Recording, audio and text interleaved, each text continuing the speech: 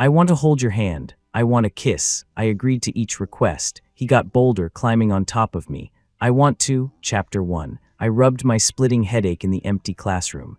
A glance at the clock showed it was almost 12. I shot out of the room and saw Julian Shaw standing on the rooftop. Clutching the love letter in my hand, I called out his name, panting. Julian Shaw, he hesitated, then turned to look at me. I had run too fast and crashed right into his chest. He instinctively reached out and caught me, his arms loosely wrapped around me. The moment I was steady, he respectfully let go. "What's wrong? Why the rush?" he asked, surprised. I was still catching my breath. "What are you doing up here?" His expression was perfectly calm, showing no signs of distress. But I knew that if no one came, in the next second, he would fall from this very spot. I had seen the image of him, lying in a pool of blood, many times. I was trapped on the day of his suicide, trying countless times to stop him, but always failing, until I woke up again just now and saw the love letter on my desk, written by Julian. He had a secret crush on me, and I never knew. I couldn't help but look up at him. His tall, slender frame cast a long shadow in the sunlight, his dark, deep eyes watching me calmly. I held up the envelope. "Don't you want an answer?" His face remained impassive, but his long fingers slowly clenched into a fist. "You're impossible," I cursed silently. "You never even asked if I'd say yes." After a few seconds of silent eye contact, his voice trembled almost imperceptibly. "What do you mean?" I bit my lip. "I mean I accept." "Accept what?" "What you wrote," he stubbornly pressed on. "What did I write?" I glared at him, gritting my teeth and speaking each word clearly. "Your love letter, I accept." "I'm accepting your confession, so are we dating now?" "Yes." He suddenly broke into a smile, his whole body relaxing. Two small dimples appeared on his cheeks, making him look incredibly cute. You couldn't tell at all that he had any mental health issues, let alone one severe enough to drive him to suicide. I glanced past him at the railing, still shaken, and pulled him away. "We should be going on a date now, not hanging around up here. Let's go." He followed me obediently, asking curiously from behind, "Where are we going for our date?" "Don't worry about it, I'll take care of everything." In my haste to leave, I didn't see him glance back at the rooftop, a thoughtful expression on his face. Chapter 2. I talked a big game, but in reality I was all theory and no practice. But I'd already committed to the act, so I had to see it through, no matter how tough. I frantically typed a message in our group chat. King Felix I. "Emergency, where do you take someone on a first date?" "Leo Cub, you're dating someone." King Felix I. "Yeah, hurry, it's urgent." "Rye, dating guide TXT. Check your DMs." I sent a quick thanks and shut my phone, ignoring the storm of messages blowing up the chat. 5 minutes later, I stood in silence, staring at the romantic restaurant before us. Julian chuckled softly beside me. "So this is your type of place?" I shot him a glare, and he wisely shut his mouth. "Yeah, this is my type of place. What about it?" He shook his head. "Nothing, I think it's nice." "Actually, as long as I'm eating with you, anywhere is nice." My face flushed. I gave him a once-over. I wouldn't have pegged him as the type to deliver smooth lines with such a straight face. After dinner, I was ready to head back to campus. But he stopped walking. "What's wrong?" He bit his lip, looking at me. "Your previous dates were just dinner." I froze for a second then, not wanting to admit defeat. I turned us around and marched toward the movie theater. Standing in front of the multiplex, I stared at the showtimes, unsure what to pick. Julian pointed to the private couples box option on the screen. "Let's get that." "Why that one? Aren't we a couple?" he asked, all serious. The employee at the counter glanced back and forth between us, a teasing look in their eyes they couldn't hide. I covered my face in embarrassment and mumbled, "One of those, please." Quickly, once we were seated, Julian was trying to hide a smile. When I looked closely, he straightened his face. I tapped the armrest. "After the movie, we're going straight back." He nodded obediently. A moment later, he held his hand out to me. "What?" I whispered. He lowered his voice too. "Hold my hand." I hesitated. His expression turned wounded and he straightened up as if to leave. I quickly grabbed his arm. "What are you doing?" "Nothing. I just need to go clear my head." I slapped my hand over his. Fine, we'll hold hands. Now sit down." A glint of cunning flashed in his eyes. I frowned at him. "You did that on purpose, didn't you?" He looked at me innocently. "Did what on purpose?" The look in his eyes seemed genuine, so I dropped it and pulled him back into his seat. His palm was warm, like it carried an electric current. It felt strangely odd. I instinctively tried to pull away, but he gripped my hand again, a firm, non-negotiable hold. I paused, suddenly feeling my heart start to beat a little faster. Chapter 3. When I got back to the dorm, Leo Thompson walked over to me. "Are you really dating someone?" I nodded. He pressed, "Who? From what department? Why so sudden?" I ignored him and turned to Ryan Davis. "Hold out your hand." He held it out, confused, and I took it in mine. He frowned. "What are you doing?" I focused, feeling for any sensation. Nothing. No unusual feeling at all. Then why was it so different with Julian? Ryan wiggled his hand. "How long are you going to hold my hand? Chloe will get jealous if she finds out." Leo came over and pulled our hands apart. "What's the big deal? Felly isn't into guys." Ryan shot him a strange look. "You can't be so sure about that." My mind a mess, I washed up, climbed into bed, and pretended to be asleep. Leo turned to me. "You don't like guys, right?" "I don't know," I mumbled irritably, pulling the covers over my head. The next morning, I went downstairs and saw Julian waiting for me. He walked over when he saw me, holding out a bag of breakfast. Leo's face soured. "What's he doing here? Are you two that close?" Julian's expression didn't change. Without even glancing at Leo, he produced a bouquet of flowers from behind his back. "These are for you. Yesterday was too rushed. I heard that a relationship should start with flowers." Leo's eyes widened as he stared at me, agitated. "What does he mean? What relationship is he talking about?" Julian blinked. "You didn't tell them." I closed my eyes. I haven't had the chance yet. Julian looked at Leo, his tone perfectly level as he stated the facts. "Felix and I got together last night." He paused, then added, "We're a couple now." I lunged forward and clamped my hand over his mouth. "Keep your voice down, there are people everywhere." He blinked, confused, and pulled my hand away. "What's wrong? We are towed." I grabbed him and started running, whispering as we went. "Yes, we're together, but you don't have to be so loud about it." He didn't understand why, but he obediently lowered his voice. "Okay, I get it." Chapter 4. Under the pretense of being my boyfriend, Julian insisted on sitting next to me in class. The professor, Mr. Peterson, who was used to seeing him in the front row, asked in surprise why he was sitting in the back today. Julian smiled. "Because I want to be with my boy." I quickly grabbed his hand and squeezed it hard, giving him a warning look to shut up. I let out a forced laugh. "Haha, he said he wanted to see what it felt like from a different spot." Julian quietly played with my hand, letting me say whatever I wanted. I watched him as he lowered his head, seriously comparing the size of his hand to mine. I couldn't help but wonder why he liked me. Logically, someone as handsome and nice as him wouldn't lack admirers. "Why me?" I tore off a piece of paper, wrote a note, and passed it to him. "Why do you like me?" He took the note and glanced at it. I let go of his hand, signaling for him to reply, but he just grabbed it again. With his left hand, he painstakingly wrote back, "It's a secret." Not getting the answer I wanted, I decided to ignore him and turned my back to him. He gently tugged on my sleeve. I turned back and he handed me the note. A single, bold sentence was written on it. "Can I kiss you?" You've got to be kidding me. This sly dog was really pushing his luck.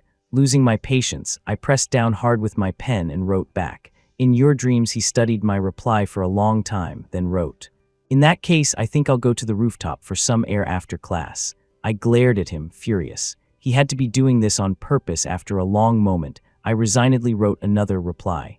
"Meet me in the third-floor piano room after class." He carefully folded the note, the dimples reappearing as he smiled. It was the break between classes, so the piano room was empty. I used my key to unlock it. I pushed him inside. The curtains fluttered in the breeze and my heart was racing. I tried to act casual, slapping the piano bench. "Sit here." Julian was perfectly quiet. He sat down obediently and looked up at me, his dark eyes deep and intense. I looked down at him, head up.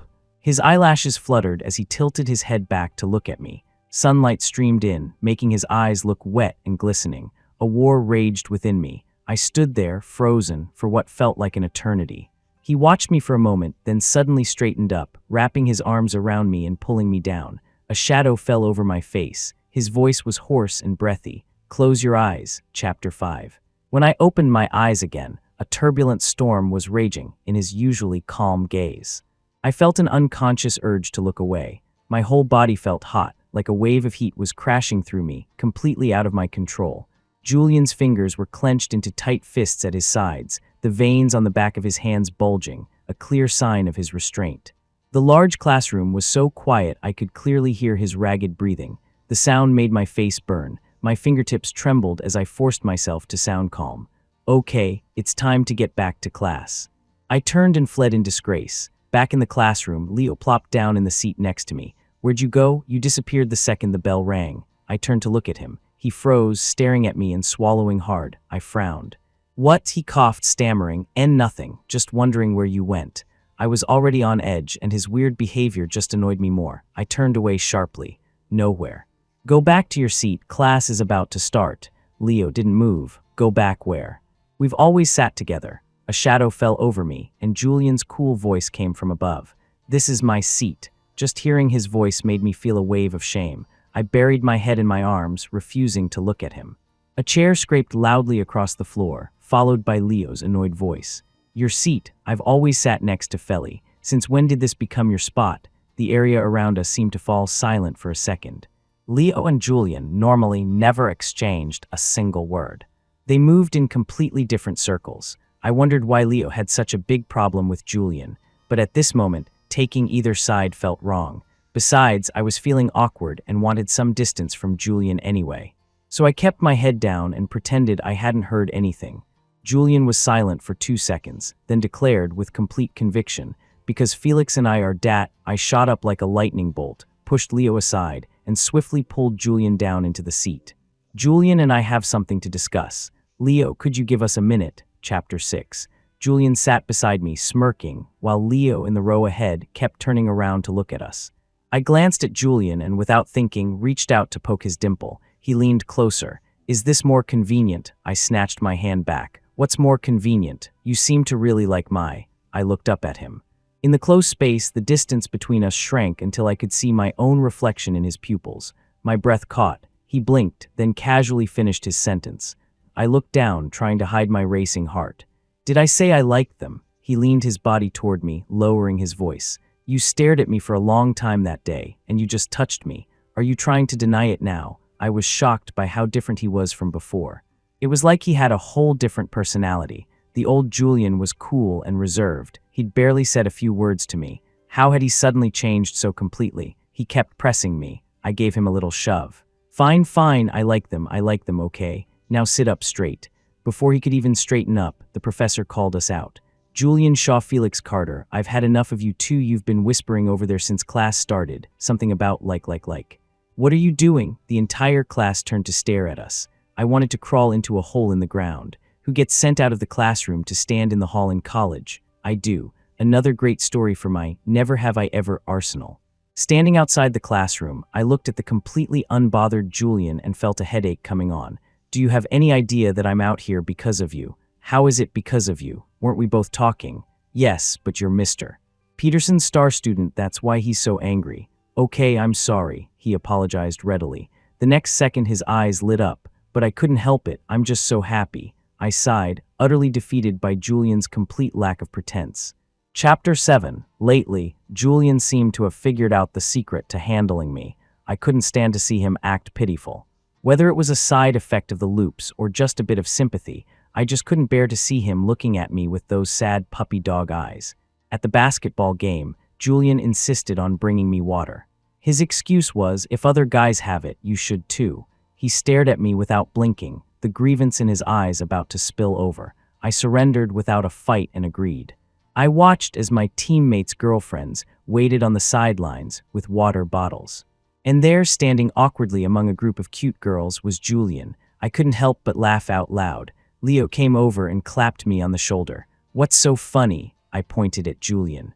I'm laughing at him. Leo's tone was sour. So you think he's ridiculous too? I looked at him, confused. No, I think he's cute, don't you? Julian saw me pointing at him and waved with a smile. My own smile widened. He's like a big golden retriever. So cute. Leo's expression changed. Feli, the other day you said you only started dating him because you had to, but looking at you now, it seems like you really like him. I snapped back to reality, my smile vanishing. I turned my head stiffly. He's right. Why do I smile whenever I see Julian now? Why do I think he's so well behaved and cute? I took a deep breath. Calm down. You have to stay calm. You're only doing this to break the time loop, to get back to your normal life. You're a guy, he's a guy. What's so cute about him? After 30 seconds of trying to calm down, I turned and looked at Julian again. He was still smiling and waving at me. Damn it, I couldn't stay calm. He was just too cute. I turned to Leo with a serious expression and put my hand on his shoulder. Leo, I think I might actually be bent. Bent, no bent. What's bent? I lost it and roared, Leo, is there something wrong with your ears? I said I'm bent, I think I like guys. Chapter 8. I became a campus legend after that basketball game. From that day on, I never received another love letter from a girl. Back in the dorm, I was crying all over Ryan, clinging to him with my arms and legs. My life is over. I can't show my face in public ever again. It's all that jerk Leo's fault. Leo just shrugged from the side. What's it got to do with me? Ryan patted my back perfunctorily. Stop crying. My girlfriend was asking when you're going to bring Julian to have dinner with us. I stood up, pretending to wipe away non-existent tears. How about Saturday? It was an unspoken rule among our group that you had to bring your new partner to meet everyone for a meal. I composed myself and stepped aside to call Julian. The phone barely rang twice before he picked up. What's wrong? His voice was filled with an unstoppable smile. It seemed like he'd been constantly happy ever since I agreed to be with him. After embarrassing myself in front of everyone earlier today, I felt a little awkward hearing his voice. I cleared my throat and tried to sound nonchalant. Clear your schedule for Saturday. I'm taking you to have dinner with my friends. He chuckled. I know about that. Is it time to make me official? The night was quiet, and his smiling voice traveled through the faint static into my ear, sending a jolt through half my body. Could you please stop picking up every ridiculous line you hear? I hung up, flustered and angry. When I looked up, the other two guys in the dorm were staring at me silently. Ryan's eyes were full of amusement. Wow, even when you're yelling at him, you sound like you're flirting. No wonder you could make such a passionate confession in front of all those people. Leo's expression was strange. He turned without a word and climbed into his bunk. Confused, I quietly pointed at his back and silently mouthed to Ryan, "What's with him?" Ryan glanced at him. Who knows, maybe he's jealous. Jealous? Oh, no wonder. Among our group of friends, Leo was the only one still single. What was there to be jealous about? He could just go find someone. Chapter 9. Sizzling pieces of grilled meat were placed neatly on the plate in front of me. I was too busy eating to talk, my head buried in my food. Julian was beside me, methodically grilling meat for me. The room was silent except for the sound of the barbecue. Ryan got a kick from his girlfriend under the table and was the first to speak up. "Felly, say something." I finally lifted my head from my plate and put down my chopsticks. I smiled. "Everyone, I'd like you to meet my boyfriend, Julian Shaw." Ryan's girlfriend, Chloe Miller, winked at me with a smile. "Not bad, you've got good taste. Snagged yourself a real handsome guy." Julian smiled a little shyly. "No, it's me who has good taste." That one line sent Chloe into a frenzy of excitement. She started slapping Ryan's thigh uncontrollably. Ryan's face turned beet red. "No matter how excited you are, slap your own leg." I covered my face and hid to the side. I tried to resist, but I couldn't help but peek through a crack in my fingers. My eyes met a pair of smiling ones, staring right at me without blinking. It was so unfair. I slammed my hands back over my face. Julian gently pulled my hands down and leaned close to my ear. "Okay, I'll stop talking. Don't suffocate yourself." Halfway through the meal, Chloe suddenly asked, "Julian, don't you have any friends?" "Why didn't you bring them?" Julian's expression changed instantly. He forced a smile, but couldn't seem to form any words. Beneath the table, his fingers were clenched so tightly they turned white. I quietly moved my hand under the table, slowly pried his fingers open, and held his hand in mine. Without missing a beat, I answered for him. "This is his first relationship. He's not used to it. They can all meet later." Julian turned to look at me. Our eyes met for just 2 seconds before he silently lowered his gaze. Chapter 10. On the way back to campus after dinner, Julian seemed to run into someone he knew. I stood a short distance away, watching him talk to a guy who kept glancing in my direction. As I watched them stand closer and closer, an uncomfortable feeling started to stir inside me. After the guy said something, Julian's head snapped up to look at me, his eyes filled with a shattered light. A sense of foreboding washed over me, and I strode over to them. I only caught the last thing the guy said. "You'd better think about it." I looked at Julian. "Who was that?" He avoided my gaze. "An old friend." I frowned. "An old friend? Didn't you say you never needed friends?" He opened his mouth to explain, but in the end said nothing. Frustrated, I turned and walked away. He followed hesitantly behind me. We reached the dorm building, and he stood there, looking at me as if he wanted to say something but couldn't. A strange discomfort was growing in my chest, and I didn't feel like being the one to speak first. His silence only made me feel more stifled. He could be so talkative when he wanted kisses and hugs, but the moment we had an argument, he clammed up. I'm going up, you should go home. Without waiting for his reaction, I turned and went upstairs. From the hallway window, I watched his figure down below. Julian had applied for off-campus housing his freshman year. He stood there for a long time before finally leaving. Watching his back recede into the distance, he looked strangely lonely, and my chest felt tight and uncomfortable. But then I thought about what he'd said, an old friend, and I couldn't help but remember the beginning of the semester, and the anger started to simmer all over again. Chapter 11. Back when school first started, I was always surrounded by a huge group of people, partly because I'd known Ryan and Leo for a long time, and partly because I just love making friends. Julian was different. He was always alone, a total loner. I felt a little bad for him, so I eagerly led my group over to try and befriend him. I walked up with a big smile and held out my hand. "Julian Shaw, right? I'm Felix Carter." He looked up at me. I know, I shot a triumphant look at Leo. See, he knows who I am. Before we came over, Leo had mocked me, saying Julian probably had no idea who I was and wouldn't want to be my friend. My smile grew even wider. "Then let's be friends. We can hang out together from now on." The smile was still on my face when he coolly dropped his reply. "Sorry, I don't need friends." Then he walked past me with his lunch tray. From that day on, I avoided him at all costs. No guy could take a rejection like that to the face and still want to be friends. Besides, I always believed he was being genuine, that he really didn't want friends. But today he tells me he had a friend. Chapter 12. After that day, I started giving Julian the cold shoulder. I didn't sit with him in class, I didn't eat with him, and I refused his water at basketball practice. Julian silently accepted my distance, as if he were used to it. In fact, it even seemed like he was intentionally avoiding me too, but I couldn't get used to it. I was used to him sitting next to me, taking notes for me. I was used to him eating the food I didn't like. I was used to looking for him in the crowd after scoring a basket. My temper got worse and worse, to the point that even Ryan noticed, but Leo seemed to love it. He cheerfully slung his arm around my neck. "This is great. It feels just like the old days, just the three of us." I stared down at my phone. Not a single new message from him. Annoying jerk. Clam. If I don't talk, you don't talk. Is this some kind of competition to see who breaks first? I irritably put my phone away. As I looked up, I saw Julian standing silently not far away, his eyes fixed on the arm draped around my neck.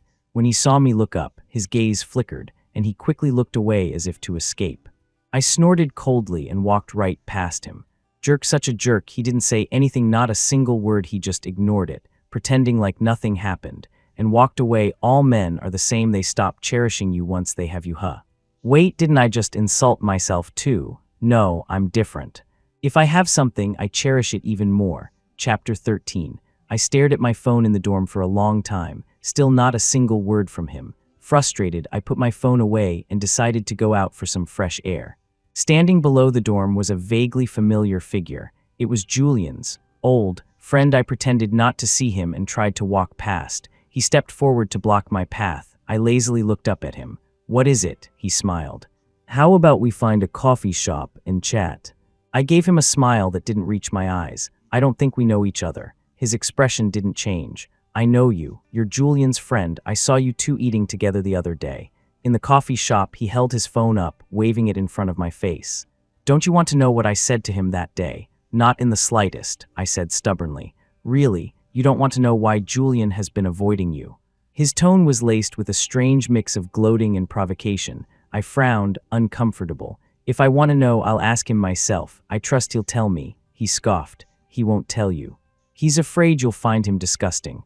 I slammed my cup down on the table and glared at him. "Watch your mouth." He leaned in to get a better look at me. "Looks like you actually like him. I hope you'll always feel that way." With that, he pressed play on his phone. A fuzzy recording of their conversation played. "What's this? Made some new friends? None of your business." "Whoa, listen to you now. Got a real attitude. Out with the old, in with the new, huh? That friend of yours, does he know you're a pervert who likes men? Does he know how old you were when you started liking guys? What do you think he'd do if he knew about your family situation? You think he'd still be so nice to you? How dare you even try to make friends, and so many at once?" After a moment of silence, Julian's panicked voice came through. "Don't tell him. Ha, you want me to keep quiet? Then you should stay away from them. You'd better think about it." The recording ended there. That must have been when I walked over, so he left. I looked at him, confused, not understanding what the conversation meant. He looked at me with amusement. Looks like you don't get it. Let me spell it out for you. Chapter 14. The person in front of me was Vince Morgan, a friend from Julian's distant past. Julian was young then, but he knew that a boy liking another boy was different. He hid it well, telling no one. But one day, his mother, Eleanor Shaw, found out. She screamed at him, then told all the friends who came over to play. At that age, kids believe whatever adults tell them. If the adults said it was perverted, it was perverted. If they said it was disgusting, it was disgusting. From that day on, Julian had no friends. And Vince, his supposed best friend, stood in front of everyone and called him disgusting, a freak, and accused him of having ulterior motives for making friends. Julian never made another friend again. His mother would scare off any boy who got close, and every single one who left would look at him like he was something toxic. So, still want to be friends with this freak who likes men. He watched me, completely certain that I would immediately distance myself from Julian because of this. I looked at him, amused. So why are you suddenly telling me all this? Because Julian isn't listening to me anymore. I clearly told him not to see you again, but I still saw him looking at a picture of you. He brought this on himself. I spoke calmly. You know I like men too. His expression went blank for a second. Impossible. Why is it impossible? There's nothing wrong with liking guys. You're just ignorant. You should really go online and see how many guys like other guys. I couldn't help but laugh. And Julian must have studied his brain into mush to actually ignore me over a few words from you. Oh, right, I forgot to tell you. I'm not his friend, I'm his boyfriend. I was desperate to see Julian and couldn't be bothered to waste another second on Vince. I turned to leave, but glanced back at him one last time. I tossed a final sentence over my shoulder. You know what? This act of yours, it's just plain jealousy. Chapter 15. I was dialing Julian's number as I walked, but the call went straight to voicemail. It was a bright afternoon, but a strange panic was rising in my chest. A mechanical, electronic voice I hadn't heard in a long time suddenly echoed in my mind. Time loop commencing. My brain buzzed. When I came to my senses, I stumbled and broke into a run, heading for the campus. A siren blared as an ambulance screamed past me. I looked at the familiar scene unfolding before me. From this height, you couldn't really see anything on the roof, but I could almost picture Julian's figure clearly. I sprinted recklessly toward the rooftop. When I got there, a school counselor was collapsed on the ground, panting and trying to talk him down. My noisy arrival made everyone on the roof turn to look at me. Julian, standing on the ledge, also turned. Our eyes met. He blinked slowly, not processing why I was here. My heart lurched. Looking at him, my eyes began to sting. This person, so perfect in everyone else's eyes, had such a painful past. I couldn't imagine how he had endured all those long years alone before he came to me. I used to hate the system that dragged me into this loop, but at this moment, I was starting to feel grateful for it. I'd really fallen for him. Chapter 16. My voice trembled as I called Julian's name.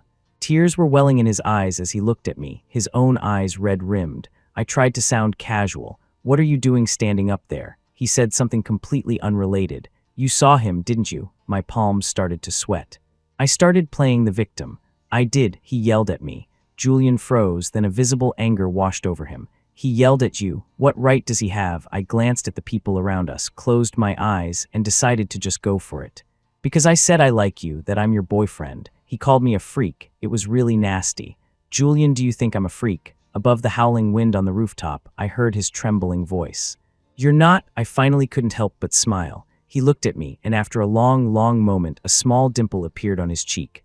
Relieved, I held out my hand. Then neither are you. He slowly climbed down and took my hand. Chapter 17. Did you ever resent your mother? Still worried, I had followed Julian back to his apartment. Lying beside me, Julian shook his head obediently. No, I never blamed her. I know why she did it. I turned my head. Why? Because of my father. He liked men, but he tricked my mom into marrying him. He didn't need to say anymore. We both tacitly understood and dropped the conversation. His mood visibly darkened. I patted his head soothingly. But that's no excuse for how she treated you. You didn't do anything wrong. There was nothing wrong with liking boys. The only one at fault was the scumbag who didn't have the courage to admit it and dragged a woman down with him. Chapter 18. The day he was supposed to move back to campus, I found out that Julian was our dorm's mysterious fourth roommate. I looked at him speechless. Why did you live off campus from the start of the year? Every time we had a dorm event, it was just the three of us. He lowered his eyes and apologized. I'm sorry. I didn't know I was in the same dorm as you back then. If I had, I definitely wouldn't have lived off campus. I choked, my face turning a little red. That's not what I was talking about. He looked at me innocently. But it's how I truly feel. I couldn't handle it. I just couldn't. Who could resist someone with a face like that saying such things so earnestly? I cleared my throat and led him toward the dorm. Leo was sitting on his chair with a sour face. I hadn't come back all night without a word, so I offered a guilty smile. He pulled me outside. Julian tried to follow, but Ryan intercepted him. Leo glared at me. I blinked, playing dumb. You clearly said you didn't like guys. I smiled at him. I really didn't back then, a long time ago. Leo had asked me that question as a test. My answer at the time had been that I didn't like guys. But who could have predicted this? Back then, I was genuinely into cute girls. Who knew that Julian could be this cute too? And so obedient and so sweet, he deflated. Actually, I saw him slip that love letter to you. I was planning to grab it and throw it away, but I didn't expect you to go back so quickly. I turned to him in shock. He looked at me unhappily. What are you looking at? As your friend, I have a responsibility to stop you from going down the wrong path. I shook my head, so that was it. I finally understood why, in all those previous loops, I never knew Julian had a crush on me. His letter had been thrown away. The loop's starting point had been shifting earlier and earlier, which is why I finally had the chance to see it this time. I looked at Leo and told him seriously, this isn't the wrong path. Chapter 19. In our senior year, Julian used a company as a gift to finally secure an invitation to meet my parents. In the car on the way there, he was so nervous he checked his reflection in the mirror every minute. I looked at him, amused. Still nervous when you look this good? He nodded. I'm nervous.